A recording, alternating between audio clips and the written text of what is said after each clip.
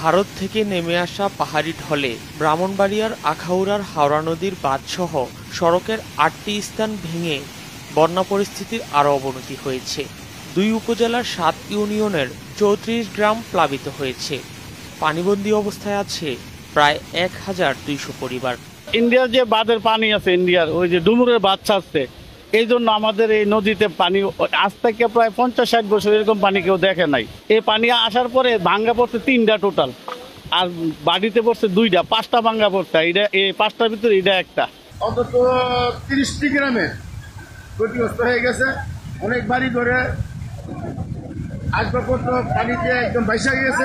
২১ August সকাল থেকে আখাউড়া আন্তর্জাতিক ইমিগ্রেশন চেকপোস্ট ও স্থলবন্দরের পাশ দিয়ে উপজেলার গাজীরবাজার এলাকার অস্থায়ী বেইলি সেতু ভেঙে যায়। বাংলাদেশ সেনাবাহিনী সহ উপজেলা নির্বাহী অফিসার, উপজেলা প্রশাসন এবং সংশ্লিষ্ট কর্মকর্তা যারা আছে, ছাত্র যারা আছে, সবাইকে সাথে নিয়ে উদ্ধার তৎপরতা চলমান আছে।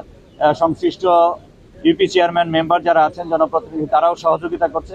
সর্বোপরি আমরা প্রস্তুত আছি এবং পর্যাপ্ত ত্রাণ সামগ্রী আছে। ইতিমধ্যে 15 মেট্রিক টন চাল এবং 5 লক্ষ টাকা বিতরণ করা হয়েছে এবং আজকে আরো বরাদ্দ দেওয়া হবে এবং যতটুকু প্রয়োজন, ত্রাণ যা প্রয়োজন আমরা সেটা বরাদ্দ দিব।